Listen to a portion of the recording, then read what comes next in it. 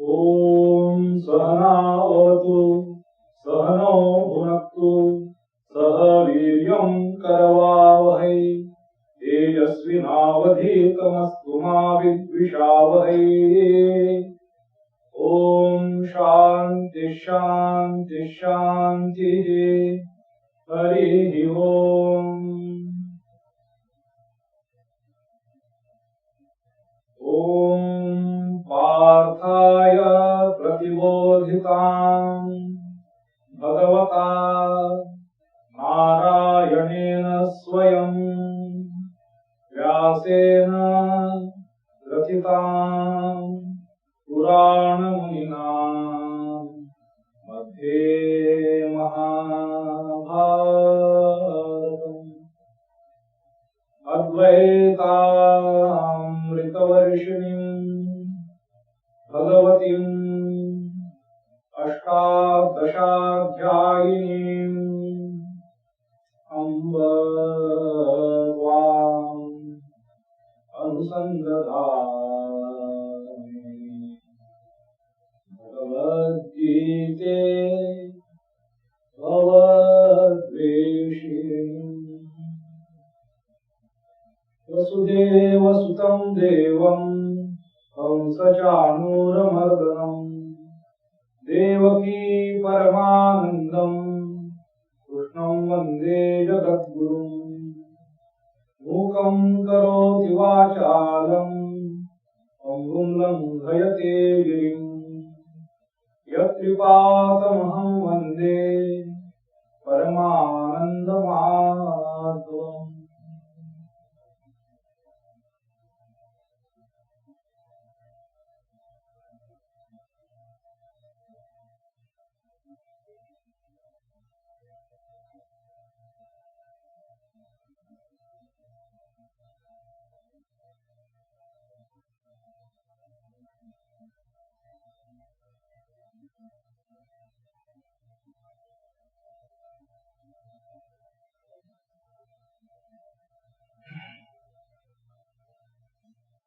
My namaskars to you all who are listening to this talk of Srimad Bhagavad Gita.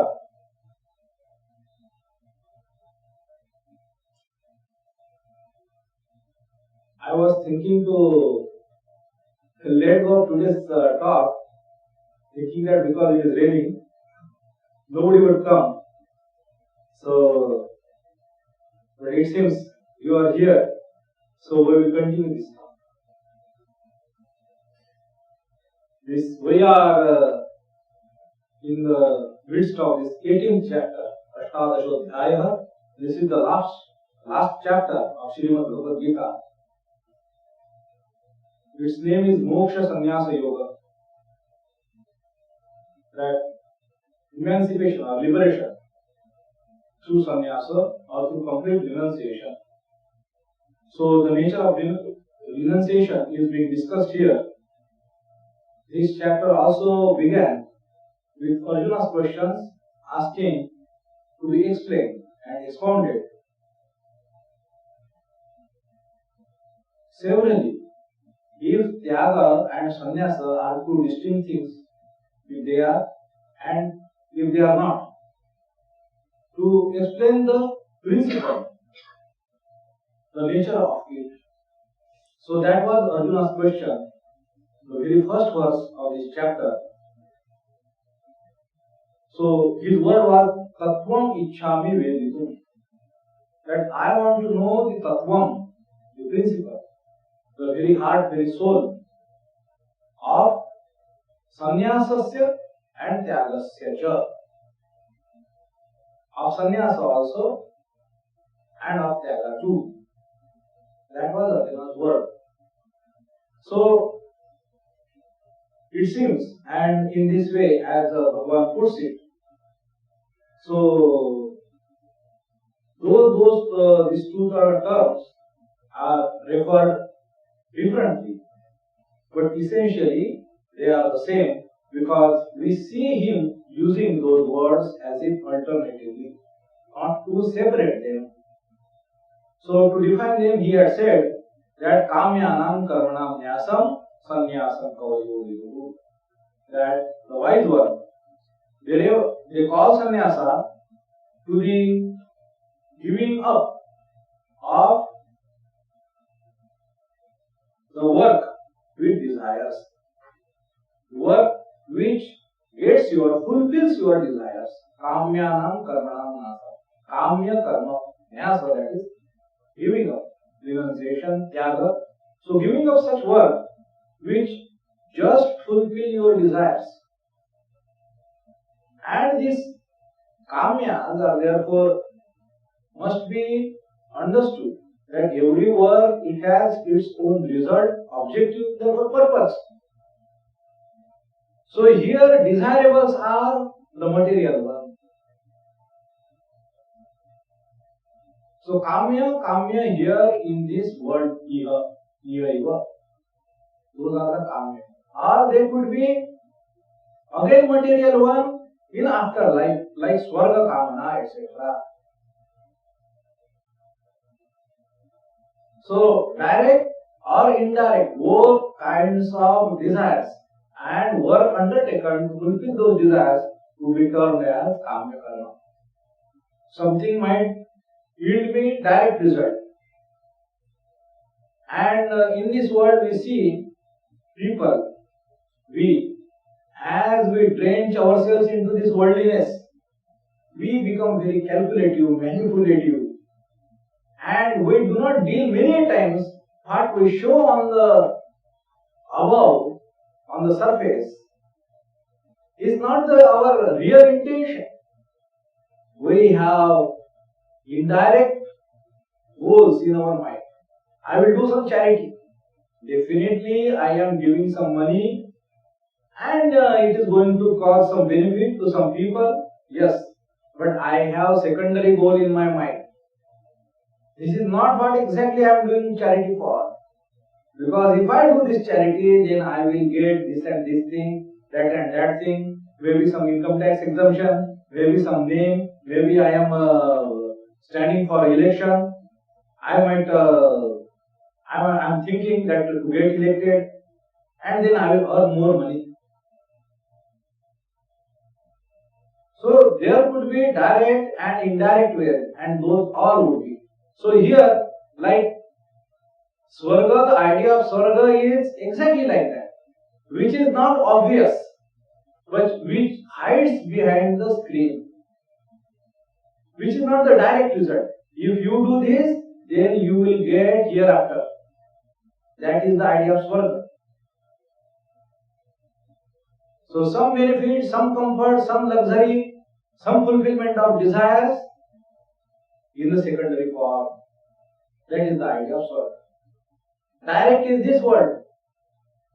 So, giving up all pursuits of such actions with the intent to fulfill your direct or indirect motives, desirables, to get desirables.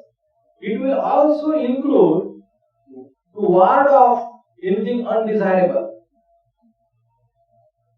To ward off anything undesirable, that will also be considered here in the kamya karma.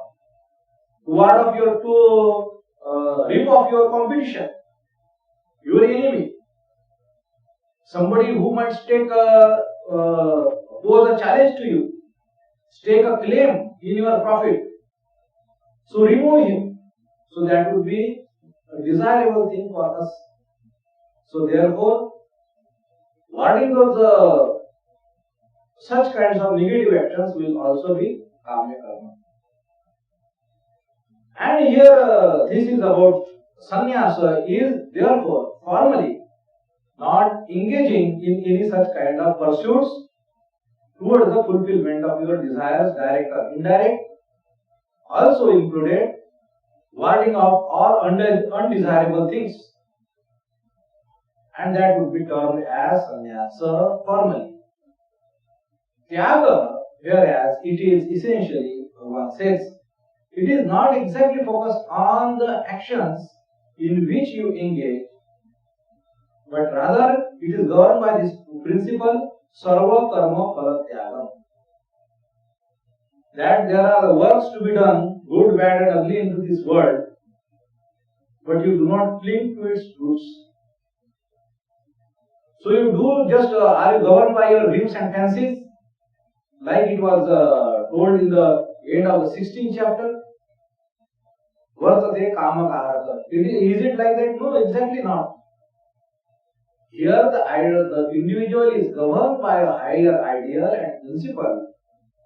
And no matter what, he is not governed by just his emotions, his fancies, his likes and dislikes. And whereas when he is engaged in some work, how is he able to give up the fruits? Because he is exactly doing for, he is dedicated to certain ideal. It is not just for his own self-gratification. It is not just for his gratification. It is because he must do. So like from nourishing his own self, right from eating, sleeping, he slowly develops that attitude to majorly will undertake all kinds of activities where we are very emotionally involved, very intensely and very heavily. It's me and mine, that is the word, that is the Maya, says Sri Ramakrishna. So he doesn't do something for his child because it is his child, but because that is the child and he being the father must do. Or he must punish or reprimand or course correct his own child because it is not his just own child. So that element of attachment, obsession and ownership is surrender. That is surrender. And how is it that possible? Then he will have to definitely lift up his awareness, his consciousness in his dealing everything, everyone, at every instant of this world and life. What that ideal would be guiding him? The ideal of moksha, the ideal of liberation, of spiritual evolution, spiritual progress. So every duty becomes then the sacred one. Every duty becomes, there is the upasana, the sadhana, and in that spirit, the individual conducts himself, and that's how he is able to give up the fruits of action. So spirituality goes against this materiality, this material, that material alone, and is the ultimate reality. It goes against this presupposed condition of materiality. Spirituality says the spirit, the consciousness is alone and the ultimate reality. And because I came to understand myself, see myself as somewhat confused between these two, amalgamation of two, physical and spiritual, I try to remove, I try to give up. I tend to give up this material component. I deal with the material, but based on this idea that I am Atman, I am Brahman, I am consciousness. I am slowly trying to crawl towards that ideal in which I would be blessed, in which I would be very established, and that would be the center of my own perception, of my own understanding and my dealing with the world. This is spirituality, this is what I am trying to practice. That's why this question, this becomes his sadhana. Sarva karma phalatyanam. So this is ultimately spiritualizing your everyday moment. So sannyasi is there, and if is tyaga, this kind of idea, the central piece of interaction with the world, sarva karma phalatyanam, if that would be lacking, then he would not be a great sannyasi. He would be just sannyasi by a social denomination only. It would be having only its outer shell and soul would be lacking. Whereas tyaga, if this is any individual, even if he is a householder, if he is endowed with this, he would be as great as sannyasi himself. So these two ideas, because Arjuna puts his question in that way, now Bhagavan Sri Krishna in one verse, he clarifies the two words, two terms, two ideas. And now what does he say? His opinion he will clearly puts it. Especially here Arjuna is in the focus, and this is meant, this is addressed very much for Arjuna as well as for every one of us. So he says, Tyagyam dosha vaditye karma prabhu manishina. That some manishina, some eke, great thinkers, great minds have said that work is not to be abandoned because by nature it comes ridden with evil. Tyagyam doshavat. No karma is without dosha.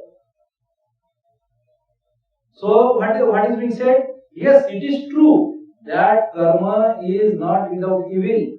Every karma comes with its own fault. That is true. But because of that, karma is to be not abandoned. This is the thought of the great minds. Bhagavan Sri Krishna, he talks in this way as if some great thinkers are saying that.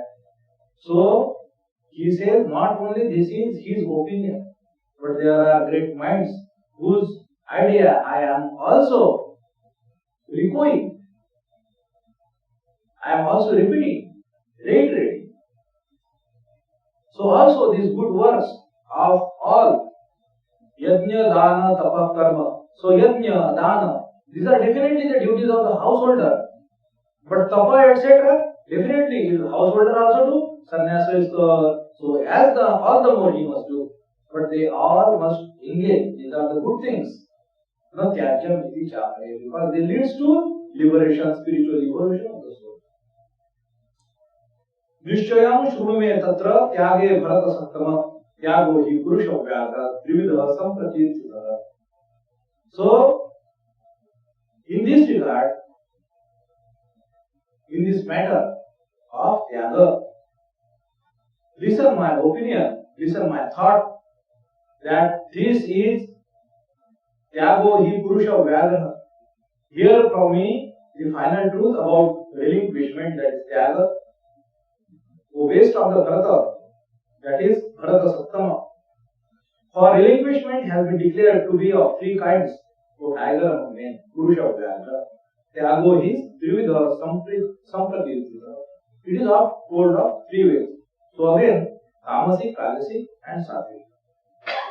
So before that, he again comes to this idea that yajna, dana, tapa, karma, no tyajyam, karyam evata. He has said that there should not be given up.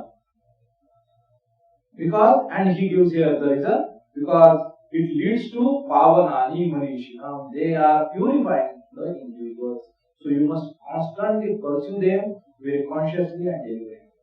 Yajna, that is when you take care of your interest, you are also mindful of the interest of others. That would be yajna, sacrifice. Not to become greedy because situation favors you. That is yajna.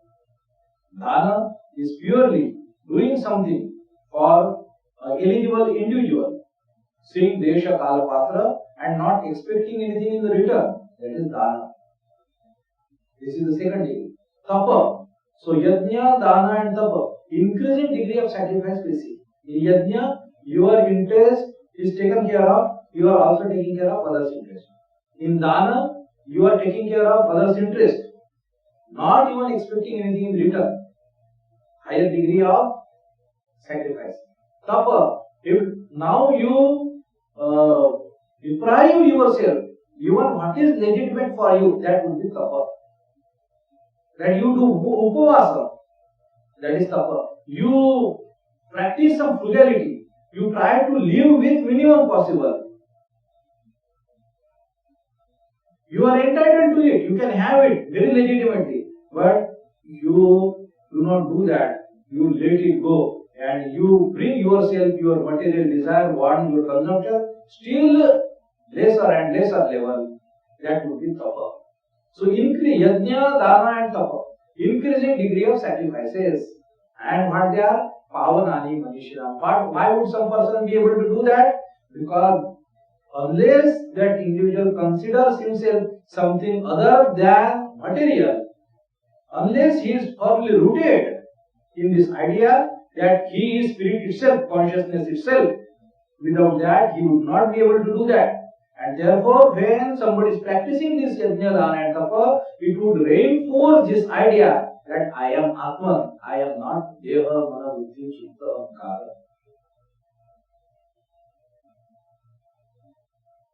So this is how it purifies. It is not just the practice of this swarga or miracles that you do here and you will become purified later by doing this itself. It is not false belief. This is how this cause is going to translate into its effect. This is how the purity is going to be attained. Because that materiality will be washed away, will be loosened degree by degree. That's how the purification will come. The greater degree of purification, that person, that spirit will manifest more and more into the being and into the action of those individuals. That's how the purification. It is not that you are doing this kind of yajna, this kind of dana, this kind of tapa, and you are becoming great purified person. This would be again harboring some more superstitions. It does not active. So purity has to, it will translate into the real experience of that individual.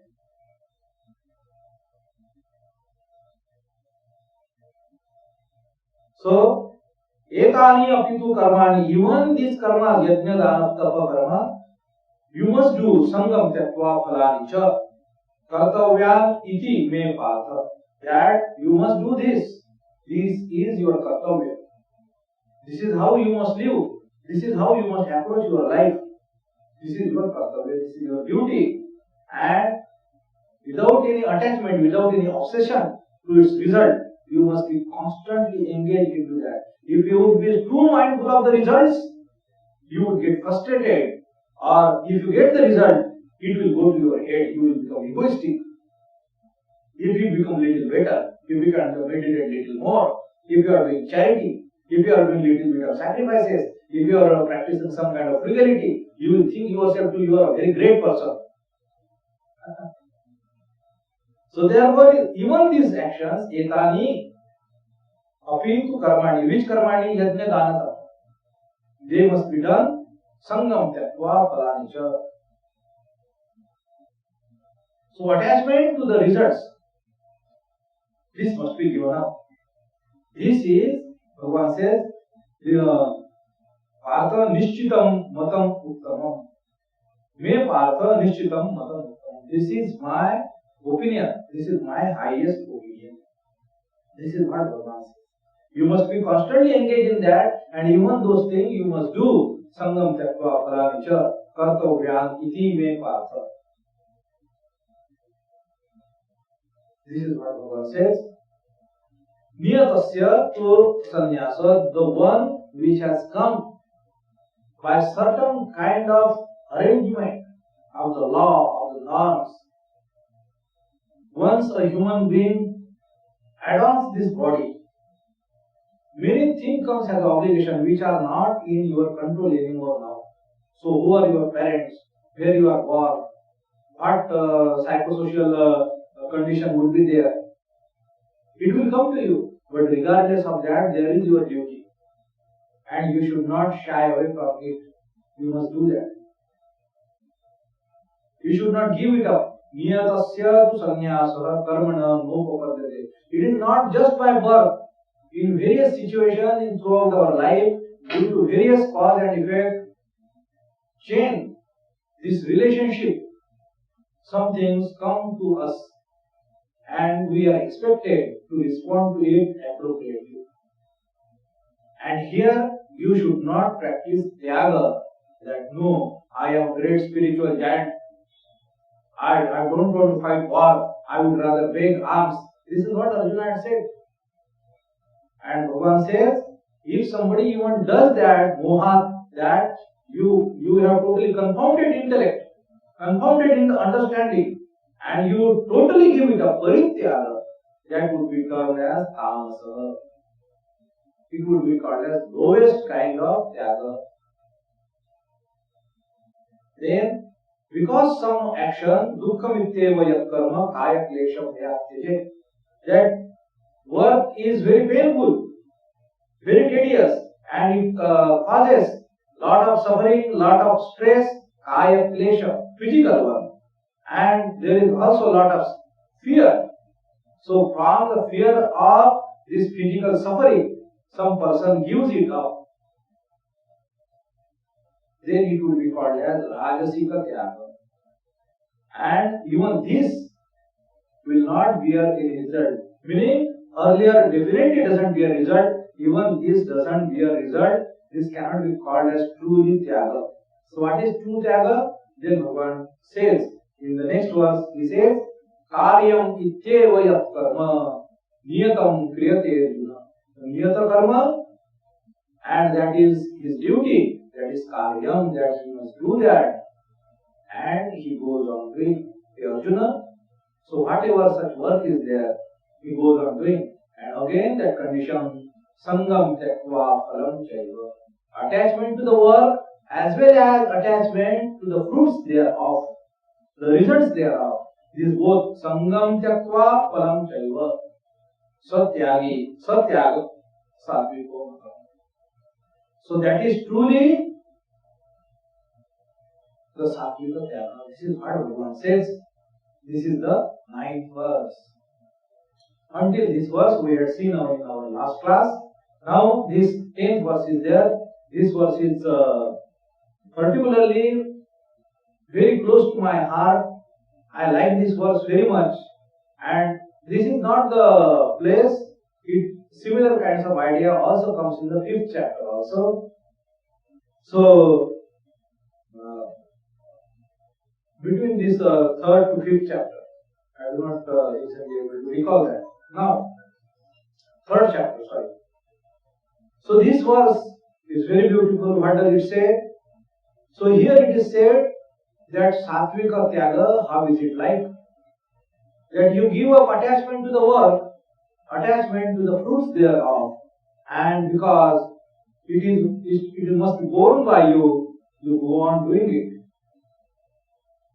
Karyam ityeva yat karma kriyate niyatam kriyate arjuna sangam tyakva phalam chaiva satyaga satviko bhava. And how does one do that? Some explanation or some philosophy or the character of that individual is expressed in the next verse.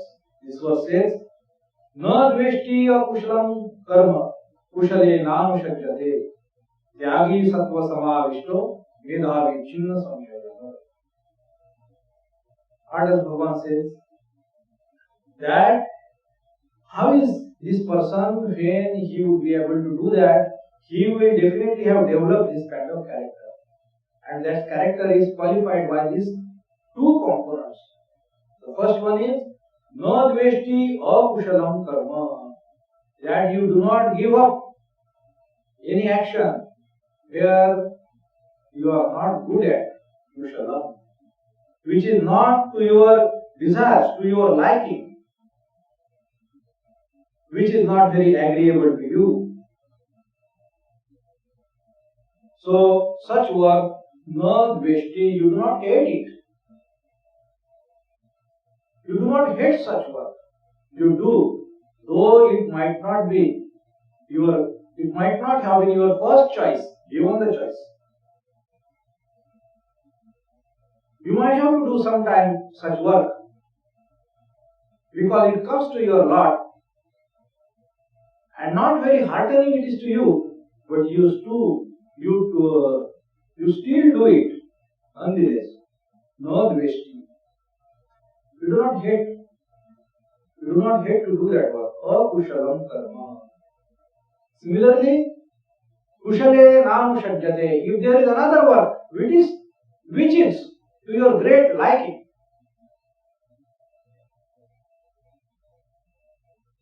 and you are very good at it, kushale na anushajyate. You do not get obsessed.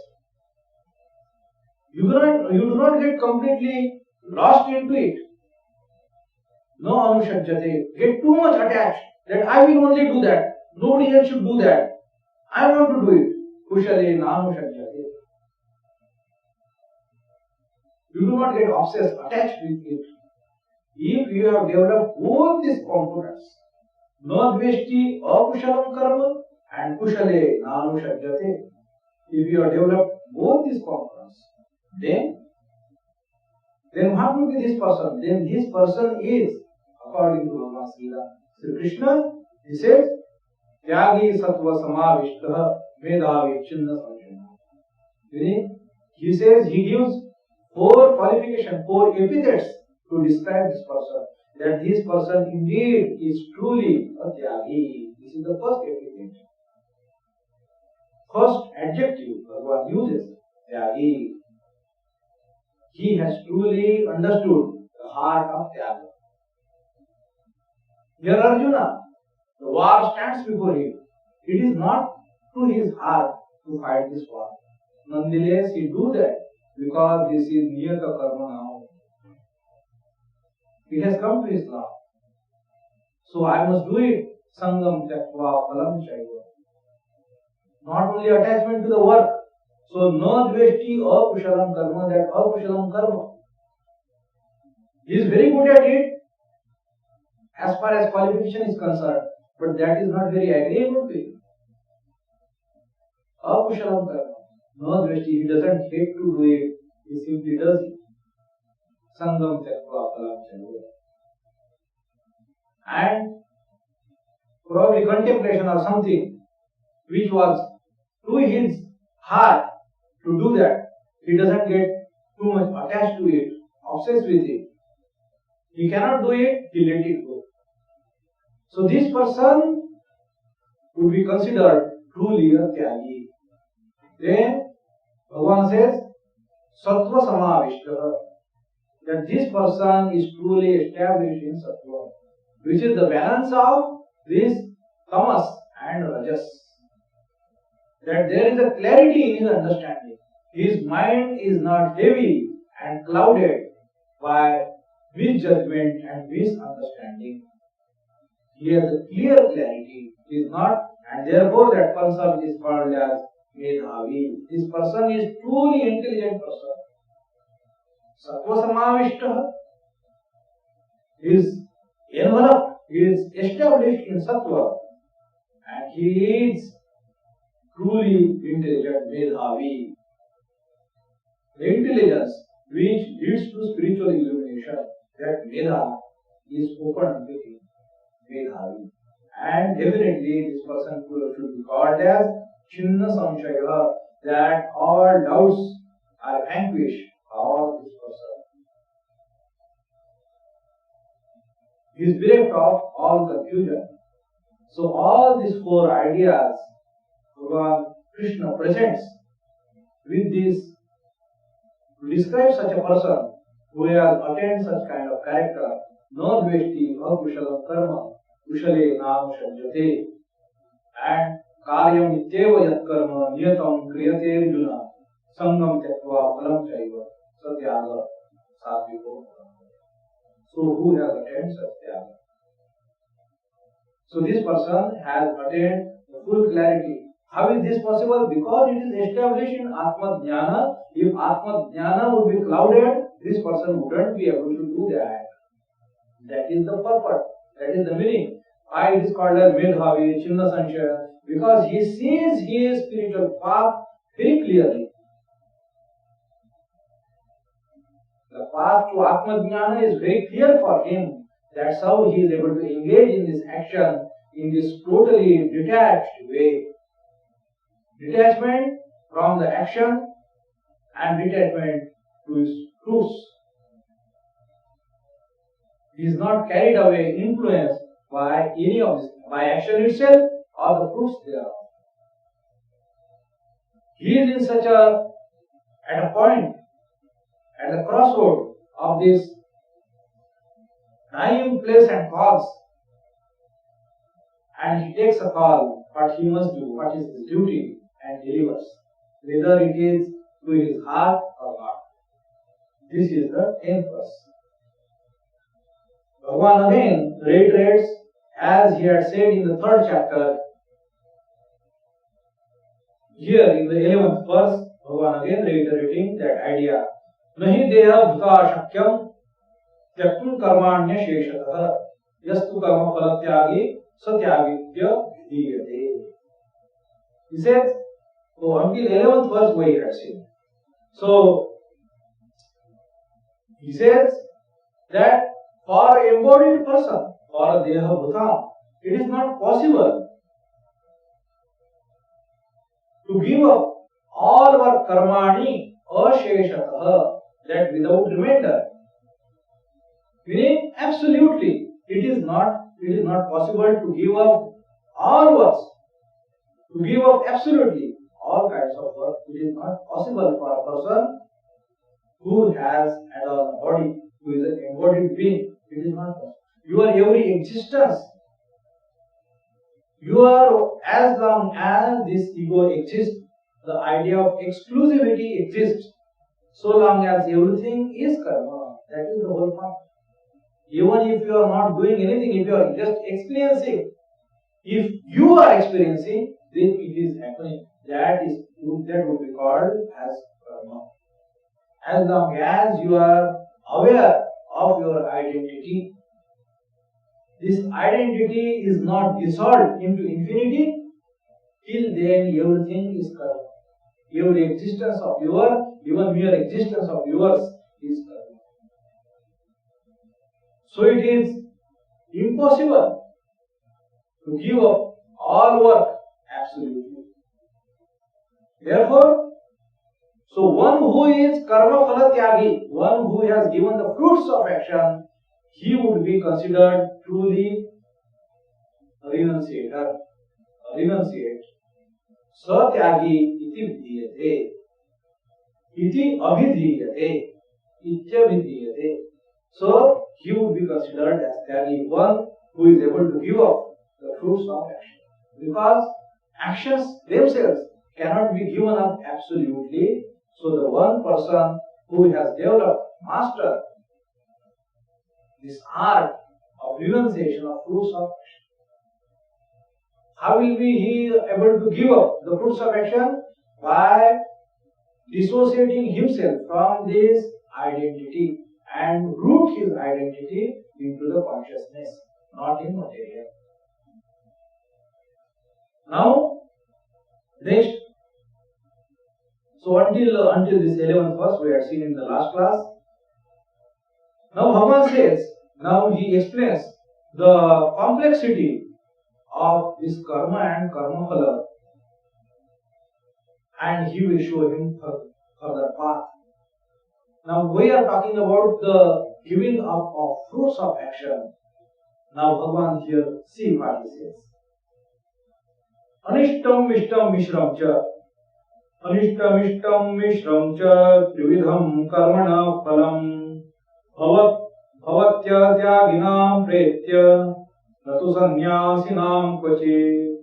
Anishtam mishtam mishram cha, trividham karmana phalam, bhavatya tyaginam pretya, natu sanyasinam kvachi. So, Bhagavan says that for any action, karmana, there are three kinds of fruits. Anishtam, Ishtam and Mishram. So the fruit which you may not like, that is the Anishta fruit. Anishta. Ishta is which is desirable. Anishta which is not desirable. Then something is desirable, that kind of fruit. So you take an action, you take a shot, but it can roll in any of the way. It can go in your desirable way. It can go totally opposite way, undesirable way, or it can land up somewhere which is not very desirable, but not truly undesirable. We can work with it. Mishra. So all kinds of result, any action you do not know what kinds of fruits it will bear. So these three kinds of fruits are being said. Trividham karmana phalam. Bhavati atyaginam pretya. One says, the people who are not able to give up these fruits, it will pursue them even in afterlife. Pretya. Bhavati. So it will chase them even in afterlife. But natu sannyasinam kachit. The people who had able to really give it up, who had been successfully given it up, these fruits will not cleave to them. The threefold fruit of action is agreeable and mixed, accrues to non-relinquishers after death, but never to the relinquishers. The people who are, so now here Bhagavan has used the word sannyasi totally in place of tyagi. So here sannyasa and tyaga for Bhagavan as if do not distinguish. So in Bhagavan's own now speech, so that would be truly a sannyasi who would have given up this phala tyaga, which he essentially developed. This is the essentially tyaga. Tyagi he has defined by this idea. Now he says, now these three are kinds of the fruits. Now he says, see, there are for any action to bear into fruits, there are several kinds of causes, and that you must understand. That's what he says. Panchayatani mahabhaho karanani nibodhame Sankhe kutanti proktani siddhaye sarva karmana.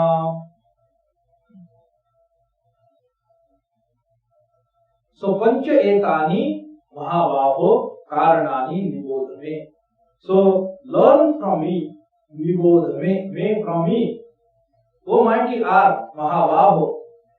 These five causes, pancha etani, these, and pancha is five. These five causes, for what? For the accomplishment of all works, siddhaye sarva karmanam. For all works, for any accomplishment, or their maturing into results, to bear fruits. These are the five causes as declared in the wisdom, in which is the end of all action. Sankhe krutante. Krutante, kruta means when you have done some action, done some deed. Ante, in its end. These are the five causes where to lead to these ends of all actions. This is said as the knowledge. This is said as the wisdom. Sankhya. Sankhya, in the Sankhya, this is said krutante proktani, Sankhya proktani. This is said in the wisdom, this is said in the knowledge. For all kinds of action, these are the five causes to lead to their ends. And what are those five causes? Now he says, he enumerates those five causes. Adhishthanam tatha karta karanam cha puthak vidham vividhascha puthak cheshta daivam chaivatra panchamam. So,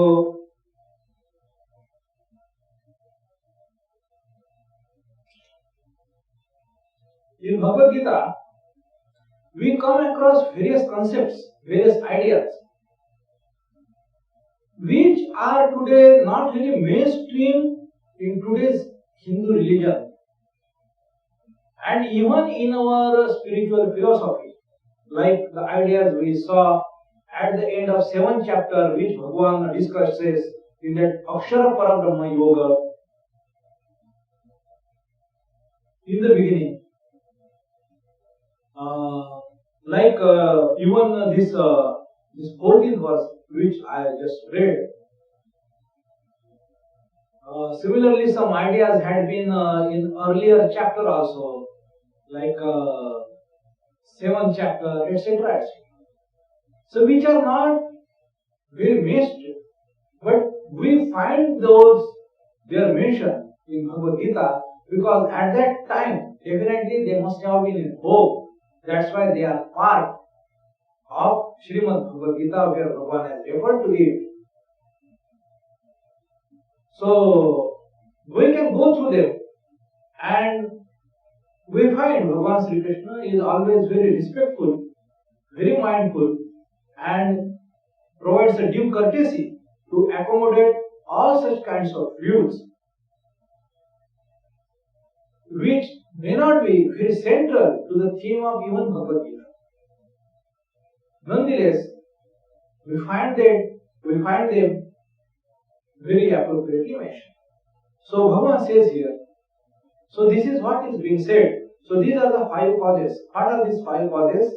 First is Adhisthana, then the Karta, then the Karana, and then the Cheshta, and then the 5th is Daiva. So Adhishthanam, here mostly all verses, they say that is the body because Karta lies here. The Karta, the ego, that jiva, that consciousness trapped in this body-mind complex, which has adorned by its own pure nature, it is infinite, limitless, and here with the qualification of this ahankara, it considers now itself limited. It becomes a jiva, and that jiva is residing in this body. So this body is called as Adhisthana. But to my on another take, in another way I can understand it is that place, Adhisthana, is that place wheresoever this action, that work is happening, wheresoever that karma is happening, that all that location, that locus would be referred as Adhisthana. In whatsoever situation that work is happening, that would be called as, or that should be rather called as Adhisthana by the wider extrapolation of this definition, of this meaning. It would be its implied meaning, Adhisthana. And then Karta, the doer himself. Here the Jiva, or here you can say the individually you. Karta. Karana, what are the instruments? Here Karana, therefore again, because we are talking about the body, here therefore Karana are referred to as the Indriyas. But in outer external world, what would be that? Any instruments you are engaging, physical, mental, intellectual, oral, meaning your speech, because that would be an instrument. You would be saying, you will be using your speech to address some scenario, to take out some work, to do some work. So that would be your karana. You would be writing an email, that would be your instrument. You would be negotiating, you would be thinking, you would be planning, you would be making deals, various ways. You would be reacting, responding, you would be scared or you become very aggressive, one way or other, to attain a particular result. So scenario, the situation, that is Adhisthana. You, that is the Karta, the doer. Karana, various kinds of resources. Karana, that is Upkarana, that is instruments you would be engaging, with which you would be trying to attain your purpose, do your action. Karana. Then how you do it, Vividhascha Pusak Cheshta, various ways. So here it is referred to as the Cheshta, means functions of the Indriyas,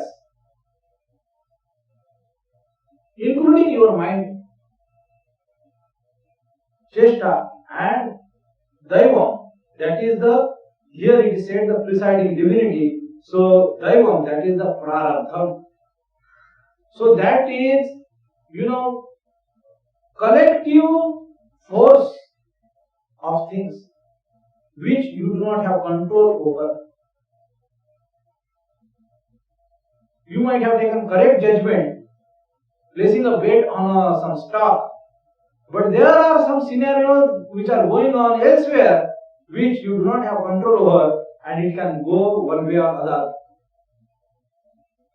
you are super rich overnight, or you have lost all of it. It can happen. So any action, therefore, to reach to its end result, these are the 5 causes which affect, in which therefore your various actions are the only part, only one part. You yourself, what kind of person you are, what capabilities you have got, what kind of baggage you carry, you are the another thing. The situation, the state of circumstances, that is another thing. The instruments you are going to engage, that is another thing. Your activities, your actions, that is another thing. And the Daiva, the cosmic role of the things, that is the 5th thing. Daivam Chai. So meaning that something to bear its fruits. So how complex that phenomena is, this is what Bhagavan has said. So, and these all our actions, then they bear these 3 kinds of fruit: agreeable, disagreeable, or mixed. Ishtam, Anishtam, and Mishram. Bhagavan says, Shariravaṁ manobhiryat karma prarabhate narah. Shariravaṁ manobhiryat karma prarabhate narah. Nyayam va viparitam va panchaite tasya hetavah. So Bhagavan says, through your body, speech, or mind, whatever karma, whatever action, whatever deed you do, whatever you initiate, prarabdhe, whatever action a man performs by his body, speech and mind, whether right or not, nyayam, whether it is righteous work or it is otherwise, nyayam va viparitam va, whether it is according to your dharma or not. So these are the 5 causes, what that action will bear the fruit. To decide what those actions will bear fruits. This is what Bhagavan says. Now, Bhagavan want to, again, he says, like some might think, that at least my actions, my efforts, that is cheshta, karta, that is me, that is at least in my hand, at least 2 factors are there in my hand. So according to the situation, I might manipulate other things to my favor. Even if Daiva is not in my control, so all other 4 things, like instruments, I can have some access to it, to choice of it, karanam. So myself, my instruments, my situation, and my actions, those at least among 5 are in my control. So one might think that, so I can tilt the result in my favor in so way I want. So Bhagavan says it's not that easy. Just see that. And he goes on explaining one by one. So,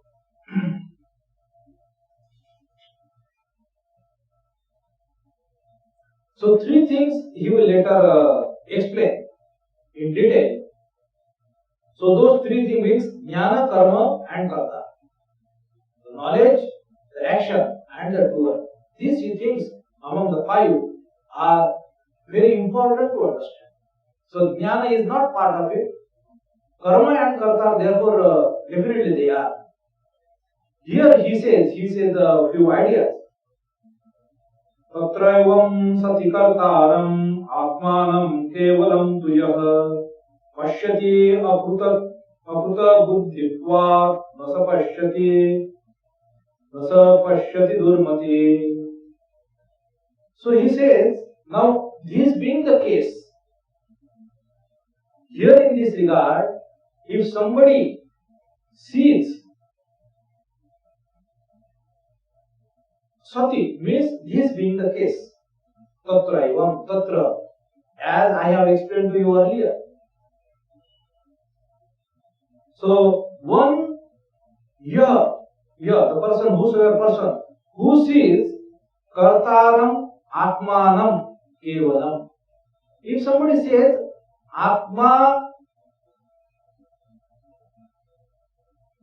is alone the doer, such being the case, he who through the non-purified understanding looks upon himself, the Absolute, as the agent, he be of perverted mind and he does not see clearly.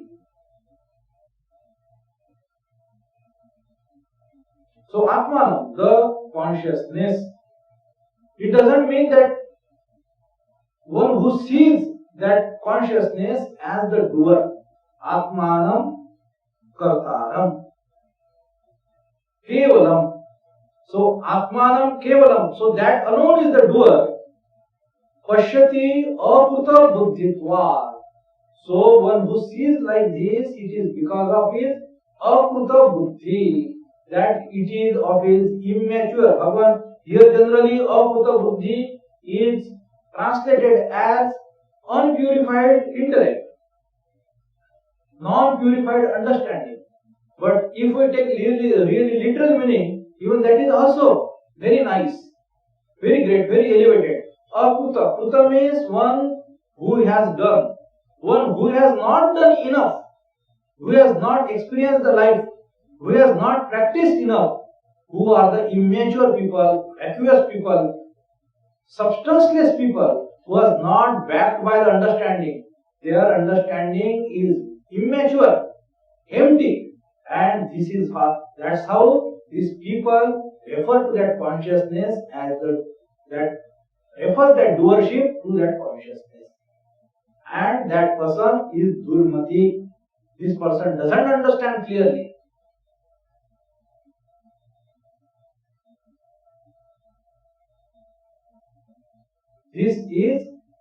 This verse, it can be totally misunderstood.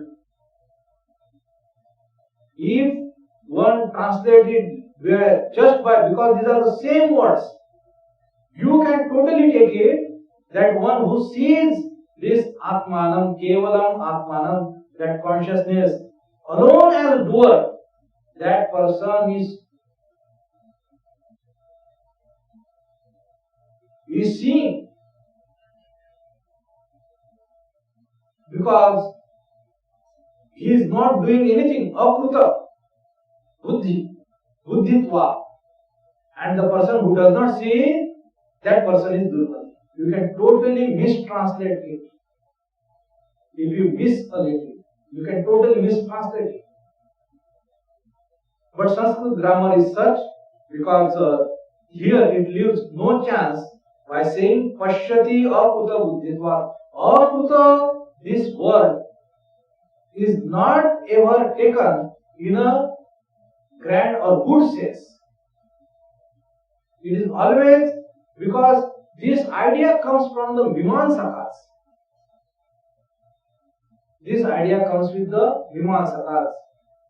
Kruta is always great. Kruta krutya mai ho gaya. These kinds of expressions we use. So that person has done. So Kruta, after one person has done that, that is always considered as something good and grand. So person who has not done, who has therefore immature, superficial and empty understanding, pashyati akruta buddhitva, that person alone will say that consciousness is the doer. You cannot attribute the doership to the consciousness. And the person who does that person is of the evil intention, durmati. He is of the perverted mind. He has totally missed his judgment. So this is what is said in this 16th verse. So here we will take the break. This is the wonderful flow of ideas. If we will take this verse again in the next class and then again move towards the next verses. अच्छा, next Sunday Ekadashi है, तो next Sunday तो फिर class नहीं हो पाएगा एकादशी की वजह से 22 को। तो उसके बाद के संडे को क्या तारीख है? 29।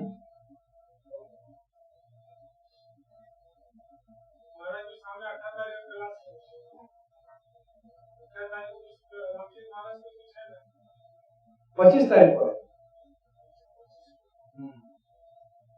25 तारीख को क्लास है, रामचरितमानस के ऊपर क्लास है। ठीक है, तो अगले संडे तो नहीं होगा, उसके अगले संडे होगा 29 को। ठीक।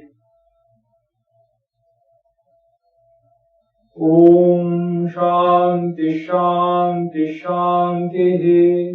हरि ओम तत्सत्। श्री राम कृष्णार्पणमस्तु।